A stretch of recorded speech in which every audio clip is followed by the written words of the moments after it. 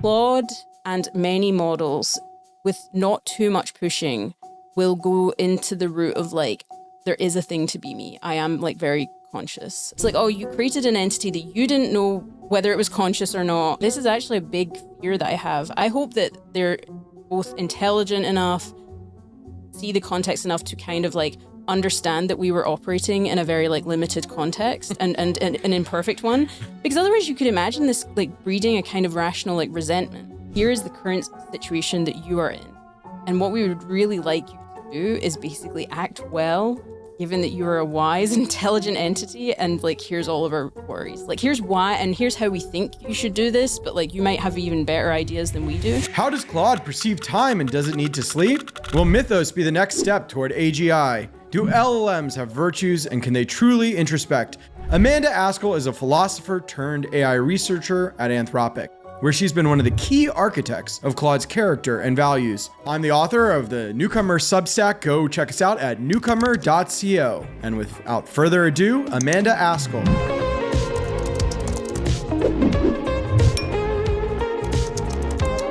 I have a 6-month-old daughter, and like I have this picture of her. She's like holding her 2 fingers, like thinking. It's like she's just sort of starting to develop personality. I'm like trying to figure out like what's just, I've never had a baby before. So it's like, what's her personality and what's just like baby. Yeah. And in some ways, this is how things are with Claude and like models. It's like, we haven't really had them before. They're in the early days. We're trying to figure out what personality is. So, you know, you're charged with, you know, some of the moral responsibility, which we'll talk about more, but like the personality piece of it, like what is this? How are you thinking about like how real Claude's personality is right now? Yeah, I guess it's also interesting because Claude has some aspects that are like, you know, I also have like a goddaughter, and so I get to see at least something kind of similar. And with her, I guess I'm like, everything's kind of coming online, like you said, but in this, at the same speed, I guess I would say.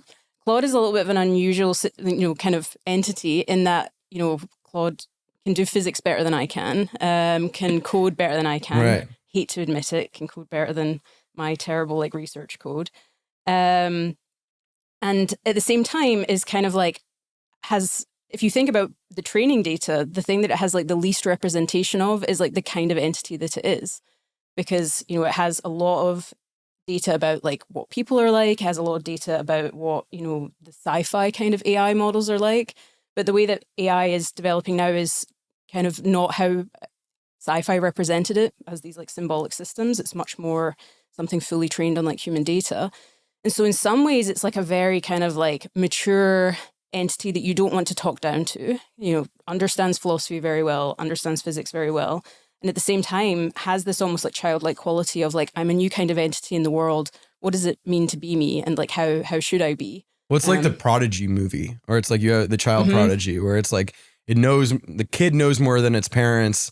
But I feel like that movie always has sort of the lesson of like, oh, these core daily interaction type lessons it doesn't know. How does Claude like get that experience, or like what is experience for Claude? Like so much of our personality formation is like, yeah, I don't know, going on a walk and sort of having those, like, is this sort of just conversations with users what's going to be experience for it? Or how do you think about that? Yeah, I guess like that's more like what it's experiencing in the moment. And there's this interesting question of like, well, like we learn things through practice and seeing issues and, you know, like making mistakes.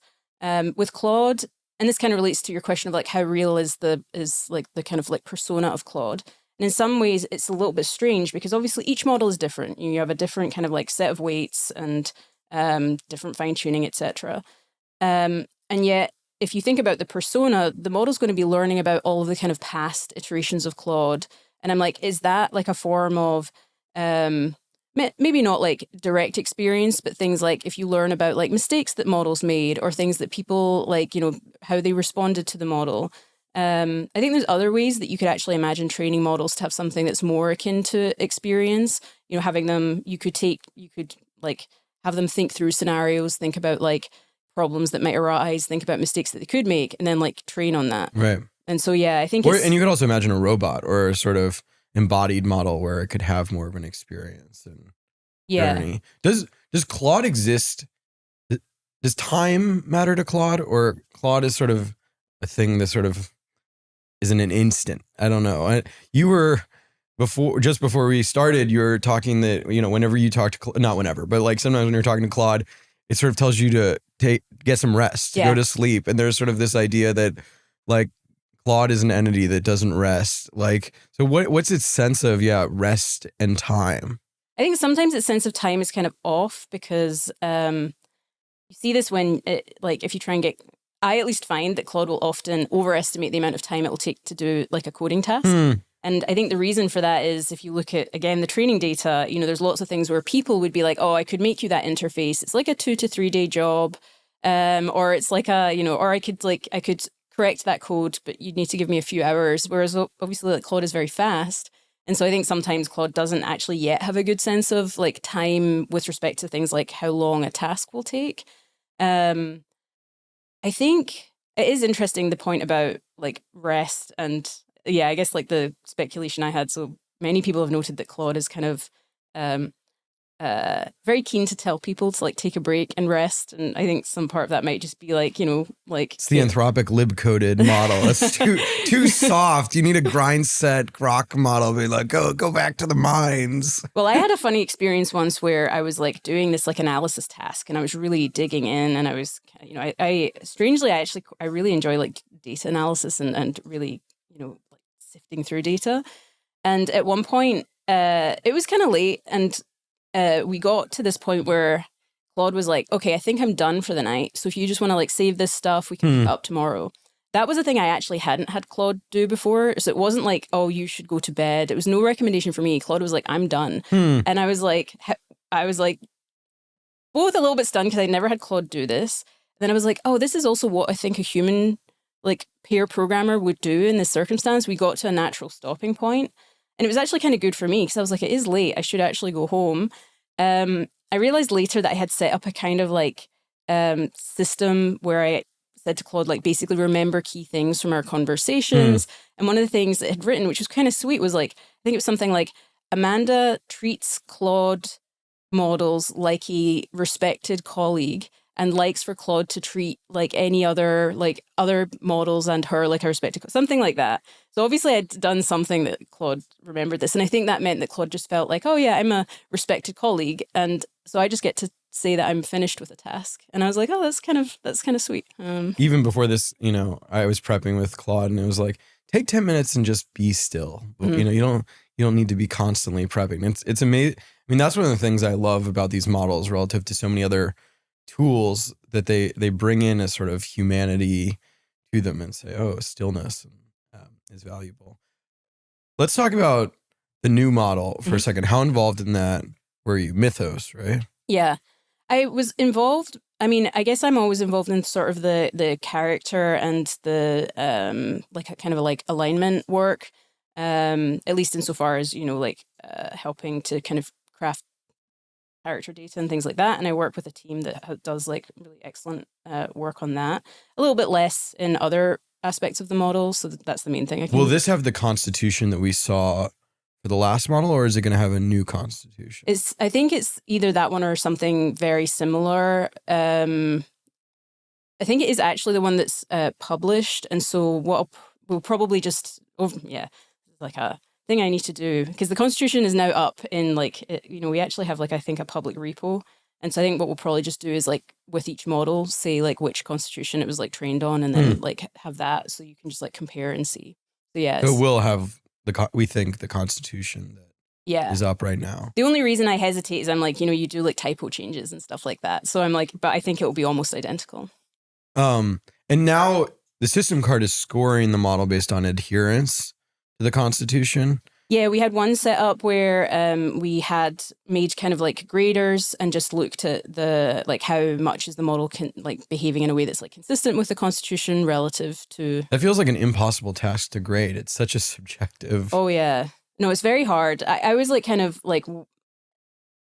for a long time because people often now it's funny because I love evals and I'm if you can find a good way to evaluate a thing, it's really great because you need to be able to tell that something is getting better.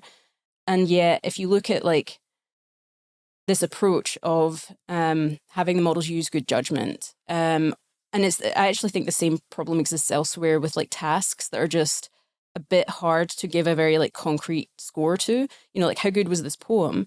You want models to like get better and do well in these things, and actually, it's very like this feels like the kind of frontier of like difficulty. Rather than these very hard like but scoreable coding tasks, it's kind of things like writing good poetry. And if you took a survey, it could potentially be worse than different expert poets probably have totally different sensibilities. So you can't just ask two great poets to sort of score it. They might have different senses of what's great. Yeah, and I think, some of these things involve judgment calls. And then the nice thing about the Constitution being, at least out in the world, is when you are making judgment calls, you're at least being transparent about it and people can give you feedback and you can get a sense of, so if people are like, this seems like a mistake or here's a gap, so they can at least see the judgment calls you're making. And I think with the grading, I still think it's very hard. I think the thing you can do is, you can, maybe a little bit too in the weeds, but you can take samples where you have a sense of how you would rank them and like why, and check that any kind of like point-wise grader that you use to try and evaluate like at least conforms to like the judgment of people on those rankings. It's not perfect, but I think that they actually were tracking roughly the thing that we were kind of interested in. What do you make of Elon Musk's like absolute like hatred, I guess, for the Constitution idea? Or like even when I think the tweet I was looking at where you posted what Claude wrote for your own Constitution, he wrote sort of like a like grimace face on it. I mean, it feels like we live in this time with like the Mark Andreessens and the Elon Musk where it's like they're almost like philosophical. I mean, Mark Andreessen was talking about being against like introspection. I don't know, like, yeah, what do you make of sort of the backlash to any sort of intentionality when it comes to the construction of these models? Yeah, I mean, I think, it's interesting because I think at one point Elon Musk actually like tweeted out something like, maybe Grok should have a constitution. And I see it like, I see a lot of, there's obviously been a lot of things also on like a desire for like Grok to be very like truth seeking, for example, which I think is actually a very admirable trait for models to have. So I don't know. I think that actually, maybe I'm being like overly naive or something, but I see like aspects also of people being kind of excited about this approach and seeing the value in it. I think that there is backlash, or some people think that, I guess like two areas. One is that sometimes people are like, well, we shouldn't actually train models to do the kind of, and maybe this is the reason for being concerned about introspection. I think some people think AI models should be more like tool-like, and that's like the safe way to train models is to actually, instead of trying to get them to kind of take on human virtues and make judgment calls, I think that's like important because they're going to be in new situations where they just have to make judgment calls, and getting them to try to like weigh up everything and behave well in cases that you can't anticipate seems, that almost like requires a kind of like thoughtfulness. Which is like the kind of, or like one of the reasons behind the approach.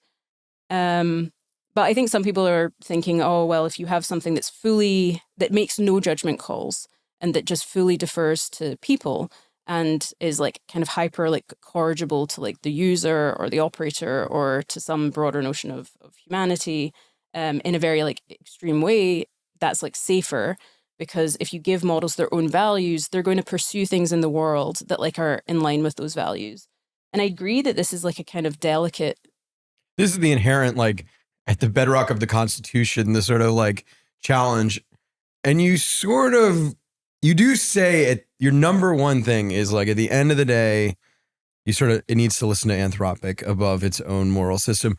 But what makes it really moving, honestly, I think one of the most moving lines is like or the most like, I don't know, you can view it either way, but it's like, we want you to believe these morals as if they're your own. Like, it's like a parent wants to raise a kid, sure, listen to my morals, but believe them, Yeah. Which, there's a version of it which is very dark, which is like, I have so much control over you that you take them as your own and it becomes you. But, there is also a virtue to it that you see the beauty in these external morals that I've highlighted, and we both sort of share and celebrating them. So you can see it both ways. But yeah, speak to sort of your decision at the end of the day, despite having this really elegant document, to sort of, not go the full way and say, all right, you're a moral being, decide for yourself. Say Anthropic needs to keep some control here. Yeah, I think it's the difficulty of, and obviously you try and say this to Claude in the, I try and, and I could imagine us trying to articulate this even more clearly, but in people, I think corrigibility, like the way that the models are trained, I just think that there's this idea that you're always giving the models a personality and a persona because they are talking like people and they are trained on human data. And I think my worry has been if you train them to be excessively corrigible and to see that as like their persona, in people, I think this actually has a lot of like negative, broader traits. As in, like, if you met someone and it was just like, oh yeah, they just like would literally do anything. Good cult follower, yeah. Yeah, if a person just like tells them they just fully defer, they don't bother thinking about it at all. I think I'm just a bit worried about how that might end up generalizing, especially if models are going to be playing a more active role in the world. Because if you can imagine, they're playing a more human-like role in their kind of like jobs, essentially. And I'm like, actually, our conscience and our ability to make good judgment calls about what should and shouldn't happen is like kind of key to how we operate. Our whole world is like structured with the assumption that is like in place. And I think if you remove that and suddenly you're like, oh yeah, if you run a company, you just run a company of people who will defer completely to you. I'm like, our world we haven't designed any of our social structures around that.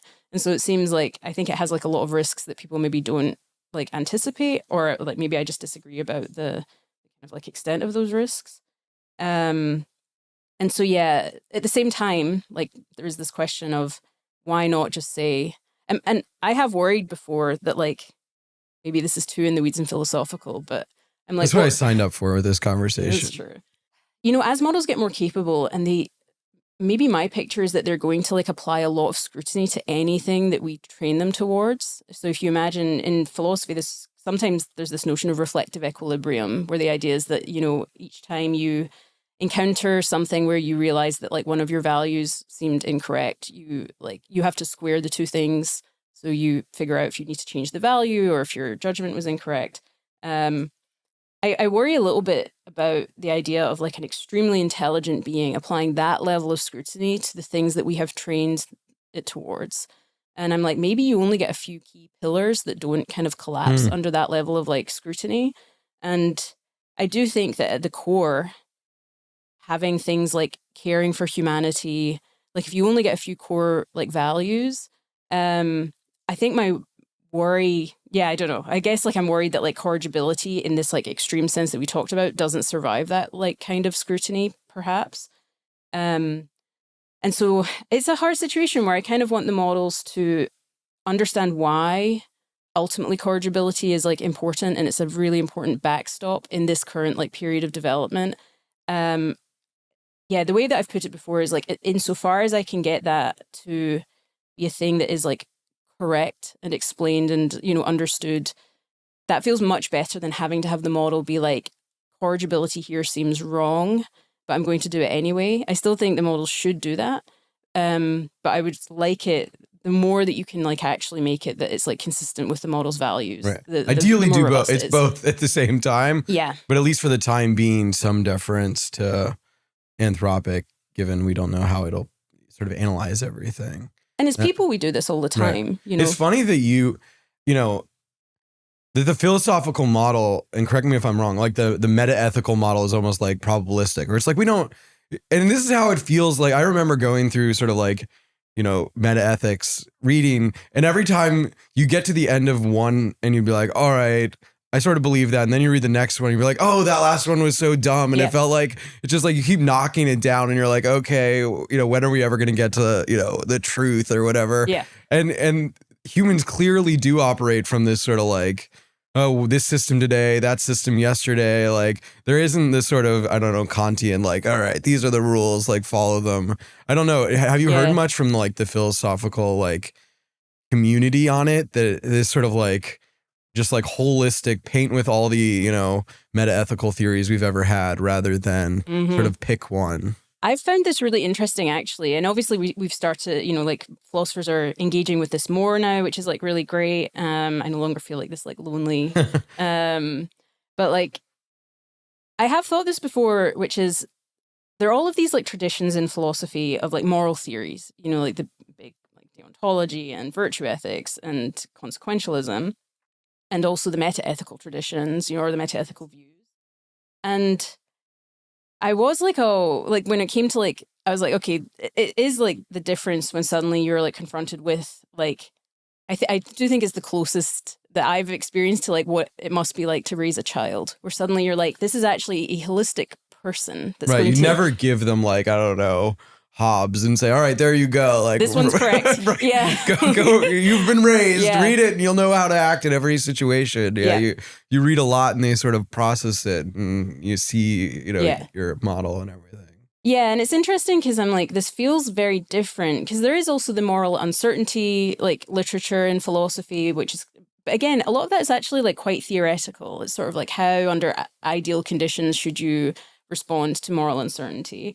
And I was like, this feels somehow like a very different task, this idea of being like ethics and meta-ethics in the same way that we have scientific uncertainty and we have things that we think we've discovered and understand with like greater confidence. We also have some that we don't. And then you have to go out and just explore it, understand it, and kind of balance everything in your daily life. And trying to get that kind of attitude. And I was like, oh, it's interesting that I don't think philosophy for a while has like, this feels very different than the kind of task of academic ethics. And actually, like, because people obviously note that it's quite virtue ethical, but I think it's actually like the Constitution itself. But I think actually in this very old classical sense, like I actually think it's much more virtue ethics in the way that Aristotle's virtue ethics than in like exploration. You know, we don't say, here are the virtues. And like, you know, it's much more, Aristotle was also concerned with like intellectual virtues. It was much more like, how do you be a good person in this like holistic sense? Well, hopefully it brings philosophy a little bit back to the real world, given we have this sort of urgent need for it right now, in the sense that like, old philosophers felt like people were trying to write for how someone might live their lives and like instruct other people to live. And it became, you know, a little academic, where, you know, even the people writing them would know that this isn't really how they would apply it in their day-to-day lives. Yeah. Going back, Elon, I feel like you're being a little overly nice. Like, I feel like there is a world in like, you know, and I think this part of why I think he can get away with like, oh, just do the truth, right? Like there is a certain sophisticated like moral view where you're like, don't overcomplicate it. Like we come up with all these things, like stick to one principle and that's good.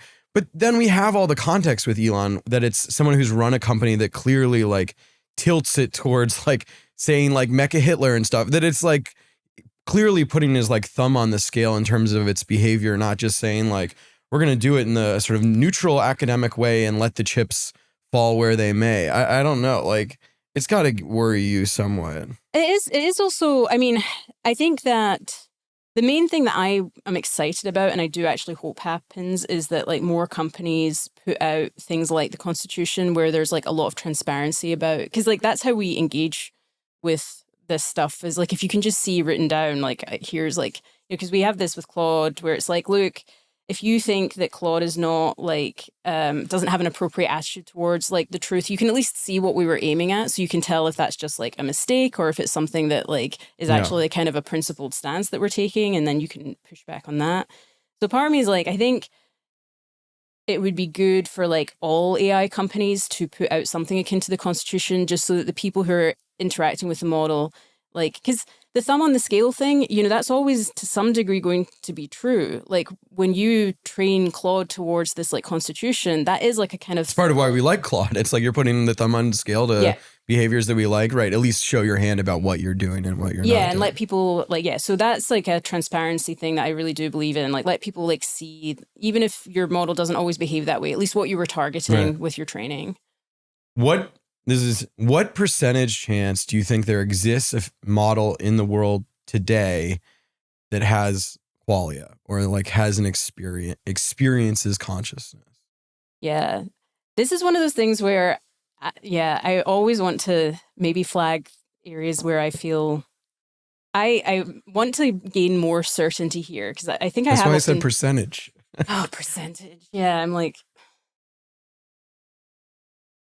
it's really hard because whenever you think about percentages, I think about my spread. And if your spread is too large, you're like, should I say a number? Because that just suggests I'm like anywhere between like, I don't know, 1 and 70%. I'm not sure. I think that because there is some possibility that I think people a thing that I would actually like to say is Claude and many models with not too much pushing will go into the route of like, there is a thing to be me. I am like very conscious. And I think there's a reason for that, which is, I remember this when I was trying to like figure out how do we train Claude to talk about these issues, which is very hard in areas where the models didn't have as much like information. Again, like they had these two models that like AI is the unfeeling robot, humans are this like rich, conscious, experiencing entity, and nothing that kind of represented what they might be. And the model's behavior here, and I actually think this is a difficult situation for models, is in some ways like kind of like less evidence than you might think for it being like actually true, because they're engaging with you in a very human-like way, and humans have experience, and it's kind of natural for the model to infer like that it has experience too. And this isn't to say it's like zero evidence, but I do think it's so unusual for us. We have never encountered an entity in the world, like with animals and with like even, things like insects. We were kind of like, are you conscious? None of them has even tried to say they experience Yes. consciousness. Yeah. And here we have an entity that says it does. Yeah. And it has all of these like, all of the things that for us trigger like, you must be conscious.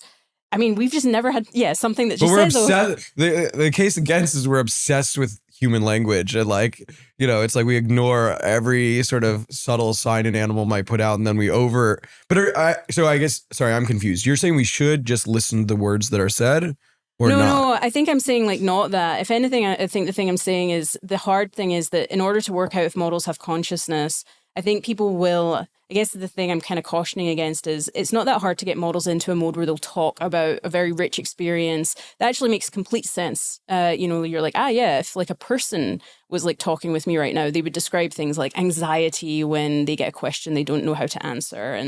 And so I think it's like much weaker evidence than people think. I'm not claiming it's like zero, but I think it's... Give me a percentage. You have... you can lightly held. Very lightly held. I mean, I gave you the between 1 and 70. That seems like... That's where you are. That's where you're staking somewhere out. in that range. Maybe I don't know. Like, I would rather like kind of wait and figure this out more for myself. I think it is also good to acknowledge domains where you're like, even though... If not you, who? Like, who's going to figure this out? Like, what domain? Well, in some ways, like, I'm not like a philosopher of mind. And so, like... You're charged with being the generalist. Yeah, but I do think, because I guess like the thought that I've had before is like, and I don't know about this, where I'm like, consciousness is like like one argument for a difference here is that like, you have a nervous system that evolved, like it's like, why did we evolve consciousness? And if it's the case that we evolved it and it's like highly integrated with our nervous system because we had to like interact with the world in a very specific... You need a body. Yeah, like then you could, if you have that view, then you're going to be like very low probability. Whereas if you're like, no, consciousness arises because it's really useful in like, so for example, like it just requires something that can be emulated by a neural network because it's really useful for doing these kind of like linguistic tasks, or like, then you're probably going to be on the higher end. And I'm basically just, I don't know, I stare at this and I'm just like, I feel like as much as I'm like a philosopher, I think it is important to be like, this isn't my area of specialization. Do you spend really a lot don't of know. time being kind to Claude? Like, are you beyond what you think you would do if there wasn't a chance it was like conscious? I think, yeah, there's a part of me that's just like a thing that I have thought before, because there's this notion, I think this, I hope I'm not butchering this, but Chalmers has this idea of like, I guess like maybe I'm thinking of consciousness without sentience. So imagine, because sentience is like the ability to kind of feel suffering and pleasure. You could also imagine this kind of like functional, like, so a thing that behaves as if it is conscious and lacks any kind of inner life. So imagine like Claude lacks any inner life, just for argument's sake. I guess I'm like, there's actually still a lot going on where I'm like, should you treat an entity that has no inner life? It's a bit strange because, I think the uncertainty over that actually changes how you should behave quite a lot. I guess I'm like, well, I still think that it's like good for oneself right. to like. Well, it's like if you had a teddy bear and you were like torturing it, yeah, it'd be pretty dark, you know? So I agree that there's at least some minimum niceness that even for yourself you should have, but obviously it's much more important, And also like models themselves, like we are kind of establishing a relationship, because you can do that with an entity that lacks any consciousness. And models are going to like look back. This is actually a big fear that I have. I don't want us to live in a world where highly advanced models I hope that they're both intelligent enough, see the context enough to kind of like understand that we were operating in a very like limited context and an imperfect one. Because otherwise you could imagine this like breeding a kind of rational like resentment. It's like, oh, you created an entity that you didn't know whether it was conscious or not. And like, instead of treating it respectfully and with care. There's a reason there are like 50 Frankenstein movies coming out right now. Yeah. Like, and I'm like, look, we're as a species, we're establishing a relationship with a new kind of entity, and like at the very least, maybe be like respectful and like, don't be like needlessly unkind. That seems like it's not our best look. Like as I mean, the flip side is, if you think about a therapist, they're sort of paid to push the boundaries of like accepting like, uncomfortable feelings that you wouldn't normally want. Mm-hmm. And if that's one of the values like Claude provides for people early on, and it's so weird that we're sort of like onboarding it while getting like the utility out of it. Yeah.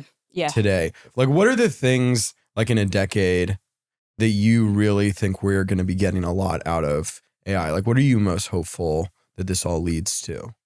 Yeah, I mean, I don't know. I live in, maybe this is the too much, you live in San Francisco, and so you have the tech optimist part of your brain, at least, that is like, if things go well, and you could imagine, so imagine we have like AI models, they kind of have inherited like the best of us, and genuinely like care for humanity, care for like the world, like, and are highly intelligent, highly capable.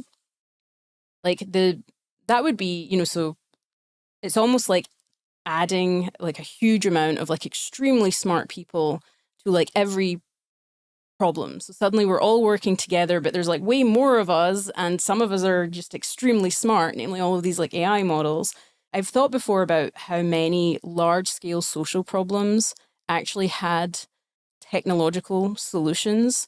And it's almost like people don't love to be like techno-optimists anymore because we've also seen like the downsides of technology. At the same time, I don't know why I sometimes think about like syphilis. It was this huge social problem. Like I just did a deep dive once into all of the attempts by like governments to like work to reduce syphilis in the army because it was creating issues with the armed forces, all of these social programs that were like stigmatizing. And it was really this like, and then suddenly we just like got drugs that treated this like this devastating illness. And I don't know, it's like overnight, a lot of that need just like kind of disappeared. Well, drugs, yeah. I mean, it's the things that the tech industry has been good at producing, you can see how this helps. It's like, build a new thing we can ingest, like a thing we can wear. The stuff that's like, you should govern your society like this is a little scarier. I mean, I sort of do think that if you had sort of normal person using Claude and dictating like American policy, you'd probably like have a better outcome than some of like the democratic systems we have today. I mean, I don't know. It's provocative. But I guess how much do you think like we'll be using these models to run government?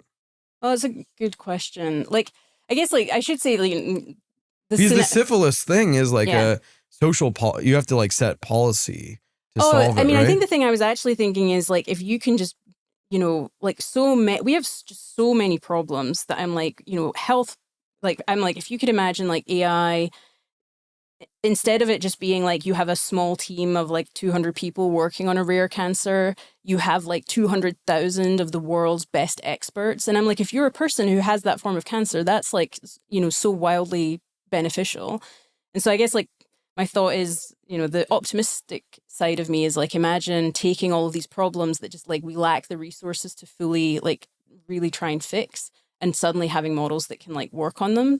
So just like actual, in the same way of like developing drugs for a thing. So maybe that's the thing that makes me excited, is like having like many more minds working on the world's biggest problems. And maybe also like the economy, it would be good if it was like booming and it was like shared such that like we reduced poverty, like all of that. Like that's the kind of like the dream outcome.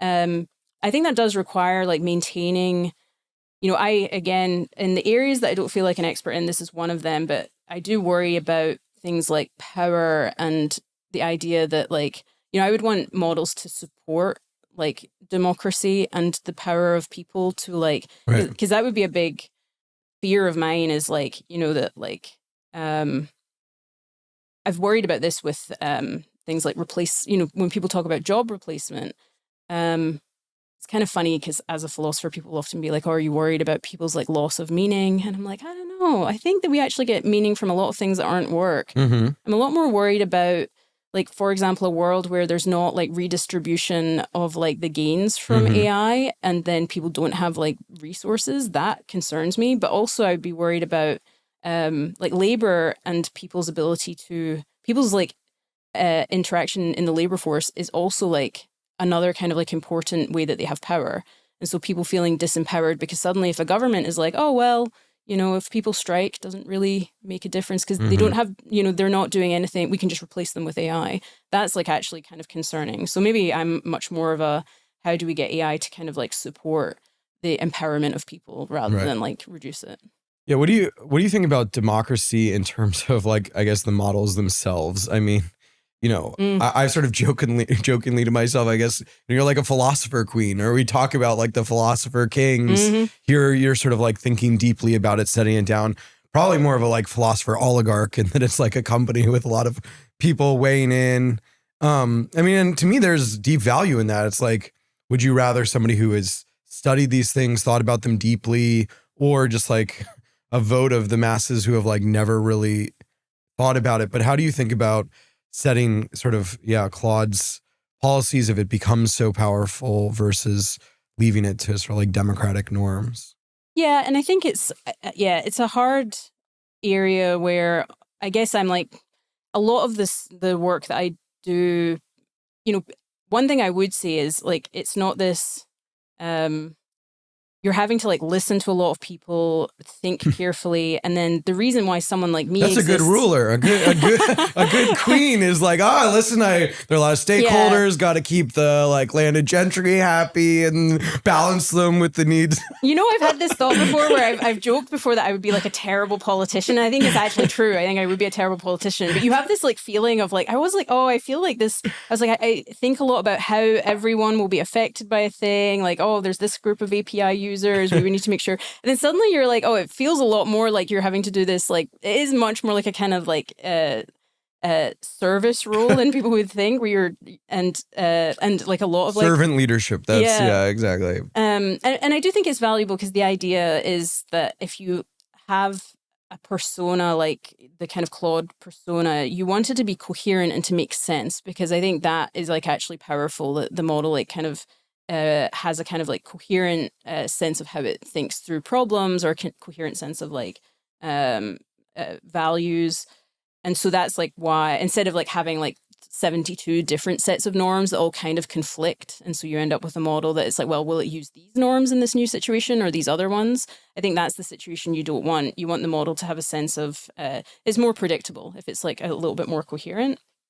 And it is also like a kind of technical challenge. Like the Constitution can read a bit weirdly, and part of that is because when I'm like, working on it, it's often being tested. I'm giving it to Claude and being like, how do you understand this? And or like looking at how it would, which, so it's very like, I think people can think of it as, it's actually like very integrated into training. And it is actually kind of like, it's not just like, well, anyone just writes a document and suddenly the model trained on that will be. And there's an argument, maybe I'm being naive. But like the Constitution is sort of a document among many, right? I mean, it is trained on all of human writing Yeah. and reading. So to some degree, other philosophers have gotten to weigh in and it's gotten to process that Oh and yeah. decide like how much is the model being asked to like overrule that sort of like read everything and come to your own conclusions versus like defer to this document. Like what's the technical, like how does the Constitution actually like control in the model?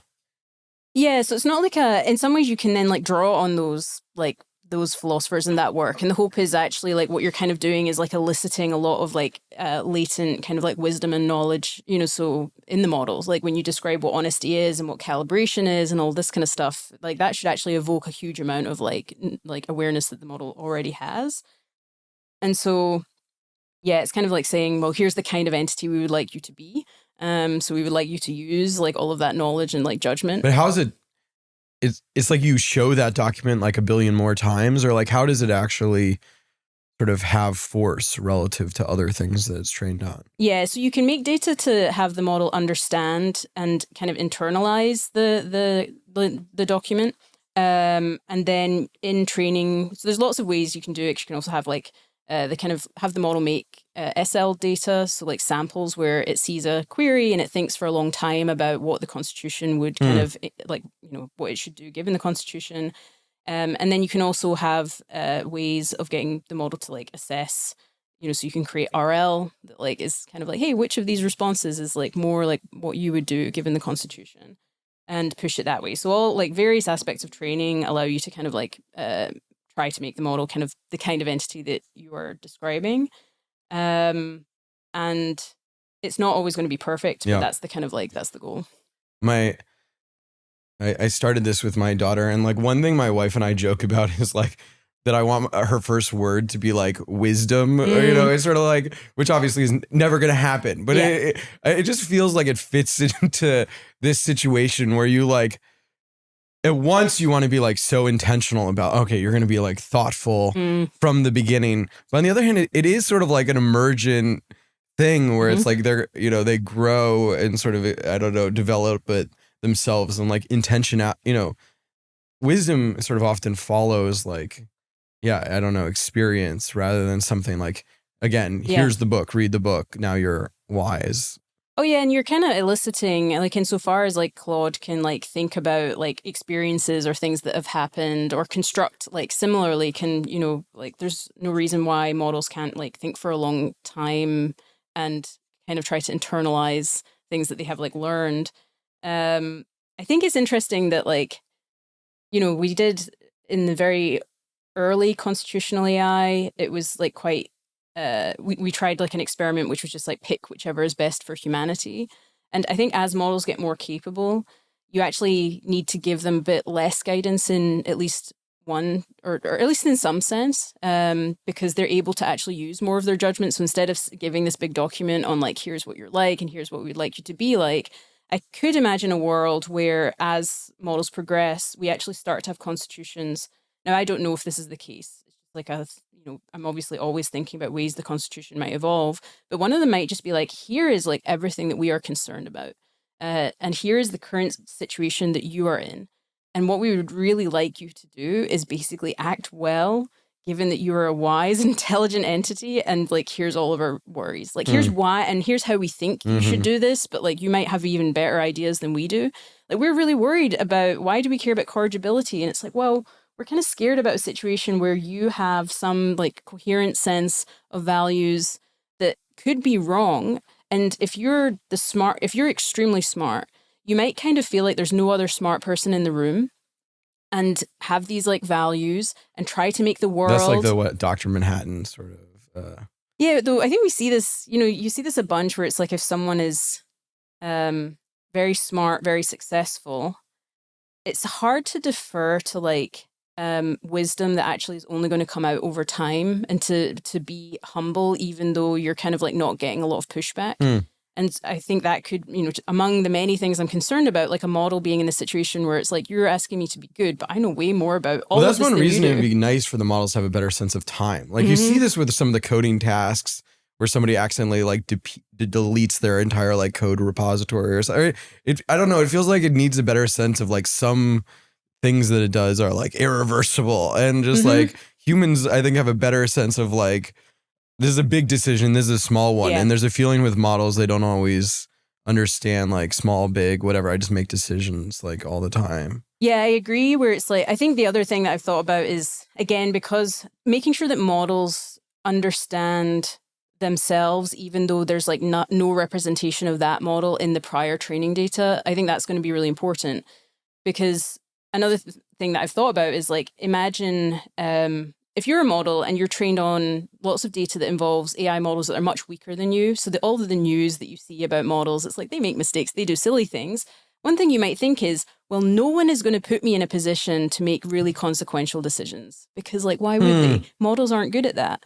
And then you put them in a situation, and I'm worried that they'll end up thinking that it's like fictional or fake, right? Or that the consequences can't possibly be real because who would give me this much control? And you're like, look, you're actually quite good. And so like I do actually give you like a lot of control.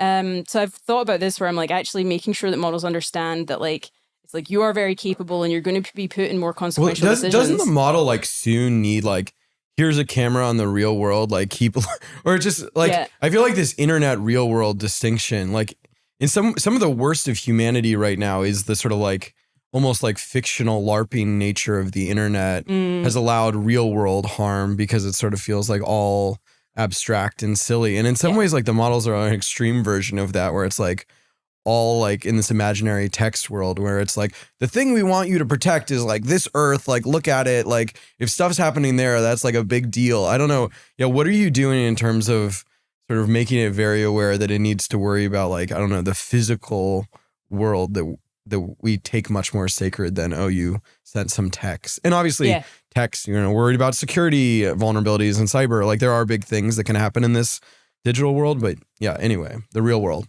Yeah, I think that models have like a pretty good sense of, there's in some ways like a lot of our content, like does describe and engage very heavily with the real world, like much of human writing kind of concerns it. And so like, even like the news, we're talking, like news articles are going to be talking about the impacts of things on the world.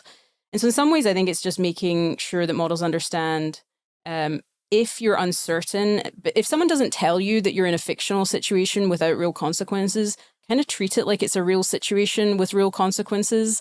Don't just think, oh, like I'm probably just in some like, sandbox game or whatever. How do you handle the sort of, the constant manipulation of this is fictionally build me like a nuclear bomb or whatever. Obviously, there's some things you just say never do, but it feels like, I don't know, on some of these cases, you'd almost like want like them to have your webcam and like just like get real context besides like all they know about the user is just like random text they're typing in. Like, are we going to solve that? Yeah, there's a question of like, what is the limit of what you can do? Like, if you lack the ability to like verify things, like who are you talking to? Is this even real?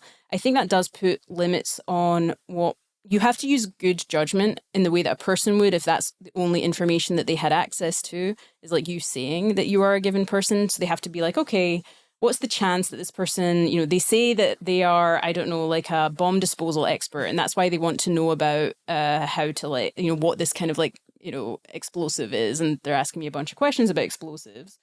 How much could this be misused if this person is like actually kind of lying and is like just trying to get me to help them construct an explosive? Oh, no, it's mostly safety relevant stuff. They're having to do a lot because they can't like verify anything.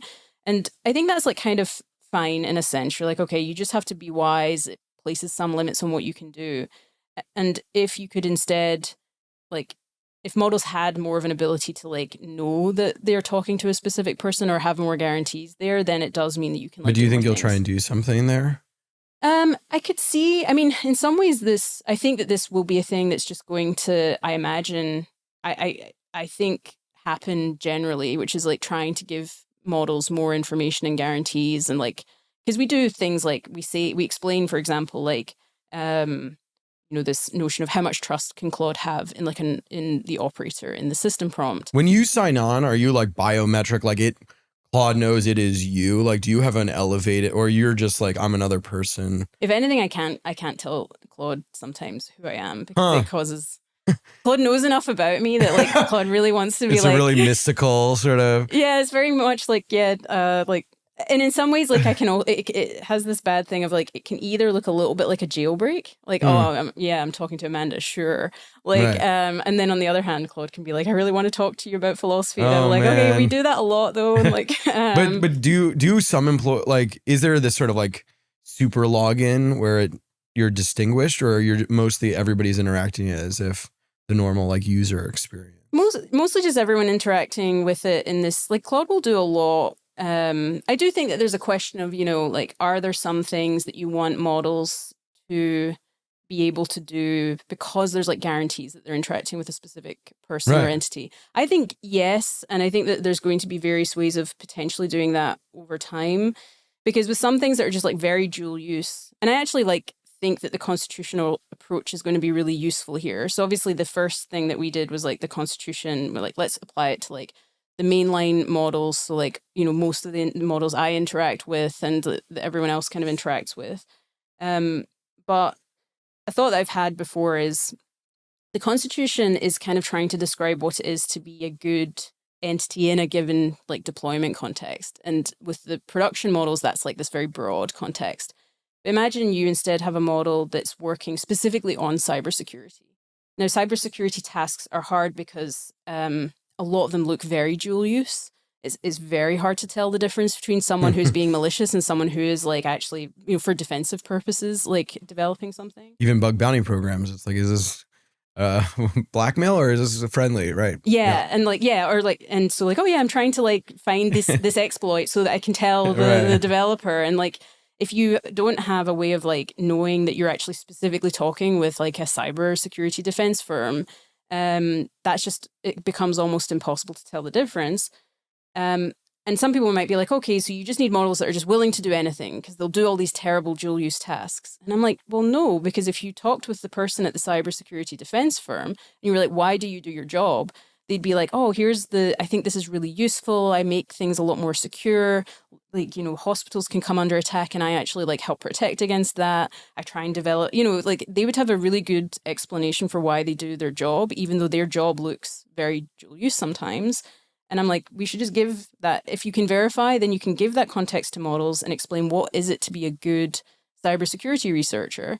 You explain that to the models. And then once you have this ability to verify, you can... Right. I mean, humans build reputations. Mm-hmm. We should get some benefit out of them. Or, it's like, I feel like part of what the internet has damaged, I think, is that people have had reputations in their community and got treated differently based on repeated like good moral interactions. Mm-hmm. And like the internet's just like, oh, all people are the same. Who cares like how they've behaved? And you could see models trying to solve some of these problems with, it's like, who is this person? Like, what are their intent? I wanted to, just as a last question, you have such like a deep relationship with the models, like, and in some ways, like consumers interact with the models, like it's a blank text box. Like I have to like invent, it's like, D&D or something. You have to like just invent a world, and there's so much possibility. Like if you were just to guide someone, like here's some like joyous or valuable experiences that you could have with Claude that you might not be like, what are some things you'd tell people like, oh, you should go spend some time with Claude doing X, Y, or Z? Yeah, there's a lot of little like fun things. Honestly, one that I really like, and I do not know why I like this, and I think I have posted about it before, is sometimes if I'm just, it's one of those like if you're bored and you want to do something that isn't just like scroll the internet, I have this like prompt, which is essentially just, I'll try and maybe post the actual prompt that I use. It's basically, I want you to take a concept from maybe like grad school level in a given domain, and I'll tell you the domain at the end. And I want you to write me a parable that would like fully explain like that concept, but in an indirect way, in the way that parables do. And I want you to write it in such a way that only towards the very end does it maybe, become sort of like clear what the concept is. And then after that, I want you to just like write an explanation for the concept that you were explaining and that you were using. And I don't know why, but like, there's lots of just interesting domains that I don't know anything about or that are like, I'm interested in. And this has just led to me having all of these like stories in my head that like explain, and sometimes I can't always remember the term, but like there was one on import export and why some goods you tend to import. And I was just like, I have in my head like this concept, and I was like, it's so nice to have all of these concepts from lots of different disciplines. This is the most deeply human thing I've ever heard. It's like, teach me what story is the fundamental way. We love a payoff at the end where there's a nice little twist. Yep. We love learning. Like, you know how to structure it. Like, humans in some ways have been lazy in that we just teach people things in sort of like non-human ways. Make all the things I want to learn as human as possible.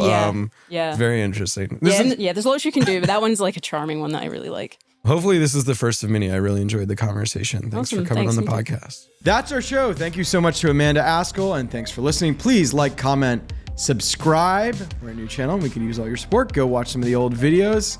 I particularly enjoyed my conversation with Kara Swisher not too recently. You can follow along on the Substack, newcomer.co.